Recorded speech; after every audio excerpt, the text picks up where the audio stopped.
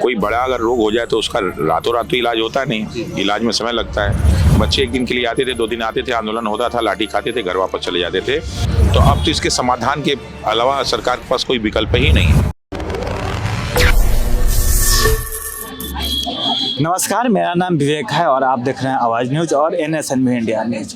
हम लोग गर्दनी बाग में हैं। 18 दिसंबर से बीपीएससी छात्रों का जो आंदोलन है, सत्याग्रह कह सकते हैं, वो चरम सीमा पर अब तक रहा है। उसमें सबसे ज़्यादा अगर भूमिका कोई निभाया है तो रमांशु सर है। उसके बाद प्रशांत किशोर जी भी ज्वाइन किए और अन्य नेता भी ज्वाइन किए, लेकिन रमांशु सर डे फर्स्ट से जुड़े हैं। और क्या चीज़ रहा अब तक, सरकार की तरफ से क्या आश्वासन रहा, बीपीएससी आयोग से क्या आश्वासन रहा, इन सभी बातों पर हम चर्चा करेंगे। रमांशु सर, बहुत बहुत स्वागत है आपका। बहुत बहुत धन्यवाद आपका। सर, आप डे वन से लगभग यहाँ पे आ रहे हैं, हर दिन आप दिख रहे हैं, ऐसे बच्चों के साथ हैं। बच्चे कितने हताश हैं अभी तक? नहीं, कोई दुखी परेशान नहीं है, लेकिन जो ये समस्या है बहुत बड़ी समस्या है। इसके समाधान के लिए हम समय तो देना ही पड़ेगा। कोई बड़ा अगर रोग हो जाए तो उसका रातों रात तो इलाज होता नहीं, इलाज में समय लगता है। और सबसे बड़ी चीज़ है कि इस समस्या का सभी तक पहुंचना बहुत जरूरी था। अभी तक क्या हो रहा था कि समस्याएं थी, बच्चे एक दिन के लिए आते थे, 2 दिन आते थे, आंदोलन होता था, लाठी खाते थे, घर वापस चले जाते थे और लोग समझ नहीं पाते थे क्या होता था, और बच्चों को उत्पाती, उपद्रवी और नॉन सीरियस साबित कर जाता था। लेकिन अब इस जो है हम लोग के सत्याग्रह के माध्यम से जो ये शिक्षा के क्षेत्र में, खासकर प्रतियोगी परीक्षा के क्षेत्र में जितने भी घोटाले हो रहे हैं, बेईमानियां हो रही हैं, चोरी हो रही हैं, जो लोग संलिप्त हैं, उन सब के बारे में जानकारी सब तक पहुंचनी चाहिए, ताकि भविष्य में इस प्रकार की कोई गलती न कर सके और बिहार में ऐसे अधिकारी और कर्मचारी चुने जाएं जो बिहार को संवारने में लगे, ना कि बिहार को लूटने में लगे।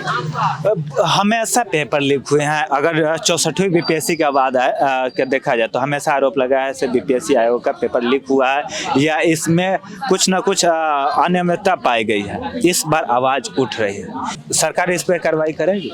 बिल्कुल, जिस प्रकार से हम लोग ने इस बात को घर घर तक पहुंचा दिया है, सत्ता के एकदम गलियारों तक पहुंचा दिया है, जो है गांव के कोने कोने तक पहुंचा दिया है, तो अब तो इसके समाधान के अलावा सरकार के पास कोई विकल्प ही नहीं है। और ये चुनाव का वर्ष है, सरकार को करना ही पड़ेगा, किसी भी कीमत पर करना पड़ेगा।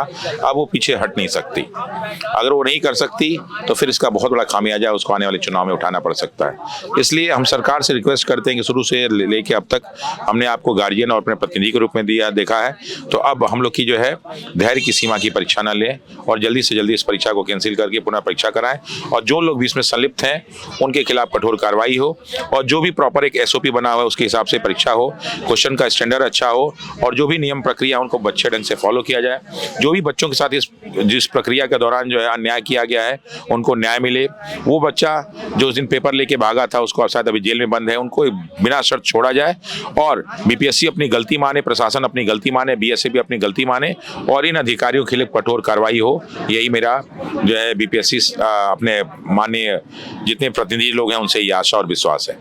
छात्रों का समर्थन दे रहे हैं। प्रशांत किशोर जी अनशन पे बैठे थे, अभी भी वो अनशन पे है हॉस्पिटल में। अभी हम लोग वहीं से कवर करके आ रहे हैं।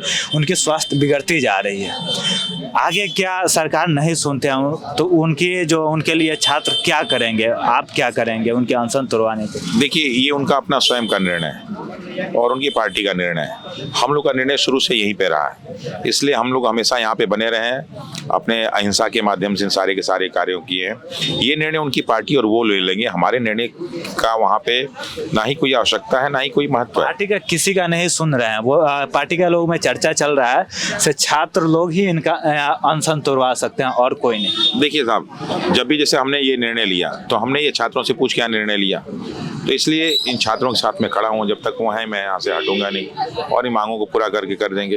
तो अगर निश्चित रूप से छात्रों के, तो वहाँ बहुत सारे छात्र हैं, वो जरूर छात्रों से रिक्वेस्ट करेंगे कि साहब आप अनशन तोड़ के और जो है जल्दी से जल्दी जो है लक्ष्य को प्राप्त करने की कोशिश कीजिए, क्योंकि अनशन से समस्याओं का समाधान नहीं होता। समस्याओं अनशन का एक माध्यम है जिससे हम अपनी बातों को वहाँ तक पहुँचाते हैं। और मैं शुरू से भी जानता हूँ कि आमरण अनशन एक ब्रह्मास्त्र की तरह होता है। युद्ध की शुरुआत में ब्रह्मास्त्र का सदुपयोग करना चाहिए, वरना कई बार सरकारें ऐसी हैं जो बहरी गूंगी हैं, वो हर बात को इतनी आसानी से सुनती नहीं है।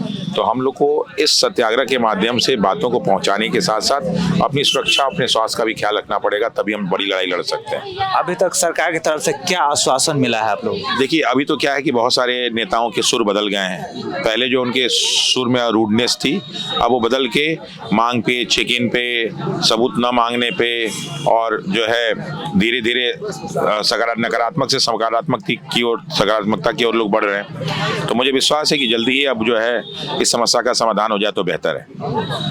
जैसे आप बोल रहे हैं तेजस्वी यादव कुछ दिन तक समर्थन में थे, आज वो भी समर्थन वापस ले लिए हैं। प्रशांत किशोर वो कारण तो नहीं है? देखिए, समर्थन उन्होंने किसी ने वापस तो नहीं लिया, ऐसी कोई सूचना तो नहीं है।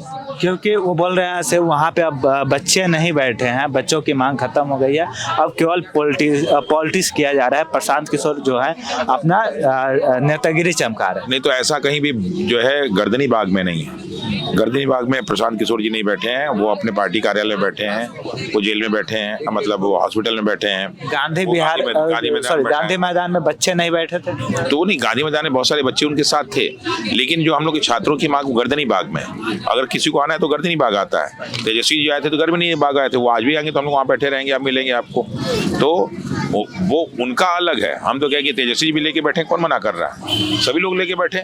हम लोग की समस्या का समाधान होना चाहिए, लेकिन हम लोग का शुरू से के साथ कोई भी है तो आप सब लोगों को जगह देंगे? बिल्कुल, हम लोग शुरू से सब लोग को जगह दे रहे हैं, क्योंकि इसमें कोई भी छात्र किसी एक पार्टी का नहीं है, किसी न किसी विचारधारा से जुड़ा हुआ है। हर विचारधारा से लोग जुड़े हैं, तो जो भी विचारधारा के लोग आएंगे उनका स्वागत है यहाँ पे, बिल्कुल स्वागत है। सर, आप लोग की मांगे खारिज कर दिया जाता है, एग्जाम नहीं होता है, पीटी का रिजल्ट जारी कर दिया जाता है, मेंस का डेट आ जाता है, तब आप लोग की आगे की प्रक्रिया क्या रहे? देखिए, कोर्ट में तो हम लोग चल ही रहे हैं, लेकिन अगर सरकार मानती तो सरकार को भी लाभ है, हमें भी लाभ है।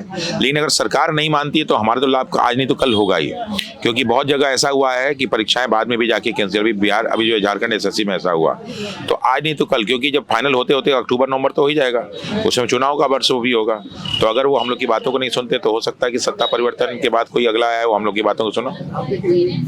जो आरोप लगता है बीपीएससी आयोग पे, छात्रों ने भी बोला, प्रशांत जी ने बोला, अगर बीपीएससी में जाना है तो 30 लाख से 1.5 करोड़ तक रुपया रहेगा तो आप आसानी से चले जाएंगे, कहाँ तक सच है? भाई, बहुत सारे लोग ऐसी सूचना शुरू से मिलती रही है, बहुत सारे ऐसे अधिकारी पकड़े भी गए हैं। अब रेट तो हमें नहीं मालूम, लेकिन निश्चित रूप से इतने बड़े पदों के लिए 1 करोड़ के आसपास तो रेट लगता होगा। जब छोटे छोटे नौकरी के लिए 20 लाख, 25 लाख, 30 लाख लगता है, तो उसके लिए भी 1 करोड़ लगता होगा। बिहार में इस प्रकार की घटना होता है, इस प्रकार की सेटिंगबाजी चलती है? बिल्कुल, कई लोग उसमें शामिल हैं, कई लोग पे जो है केस हुआ है, कई लोग ऐसे पकड़े गए हैं, ये सारा का सारा हुआ है, उसके बहुत सारे प्रमाण हैं, बहुत सारे लोग जेल में हैं, बहुत सारी लोगों की नौकरी छूटी है। तो बिल्कुल ये है, एकदम पूर्ण रूप से है ये। लास्ट चीज़ आप पूछ रहे हैं, आपने ये जो हाथ मेरे हाथ में दिख रहा है, इस पत्र को आपने जलाया है, क्या इसका मतलब संदेश क्या था? देखिए, इसमें बहुत सारी गलतियां थी। जो उन्होंने लिखा है कि 13 का परीक्षा उन्होंने शांतिपूर्ण कराया, जबकि वही साबित कर रहे हैं कि अशांतिपूर्ण था। फिर उन्होंने 4 की परीक्षा के बारे में लिखा है कि सफलतापूर्वक कराया, जबकि उसमें 3 प्रश्न ही गलत थे। तो कैसे आप सफलतापूर्ण और शांतिपूर्ण कर रहे हैं? और फिर आप लास्ट में कर रहे हैं कि जो क्वेश्चन गलत होंगे वो डिलीट होंगे, उनका नंबर उनको दे दिया जाएगा। तो आपने ऐसे प्रश्न बनाए क्यों जो डिलीट करने की जरूरत पड़ी?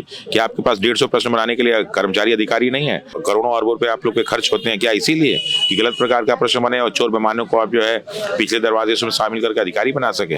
तो इन सारी चीजों को विरोधात्मक रूप से प्रदर्शित करने के लिए हमने ये जो है सारा का सारा पत्र जो है गलत जो टेस्ट आपका क्वेश्चन पेपर है और जो आंसर की उसको जलाया। आप शिक्षक हैं, बच्चों को अब क्या बोलिएगा? क्योंकि अब सरकार नहीं मानने को तैयार है, पीटी का रिजल्ट आता है, तो क्या बच्चे मेंस की तैयारी पर लग जाएं? देखिए, हम लोग तो मान के चल रहे हैं कि क्वेश्चन पेपर होगा ही, किसी भी हालत में एग्जाम होगा ही होगा। ना का केस नहीं होता है, अगर सरकार अपने जीत पे अड़ जाती है, केस का कोई प्रश्न ही नहीं उठता। नो इन केस, हाँ मने हाँ।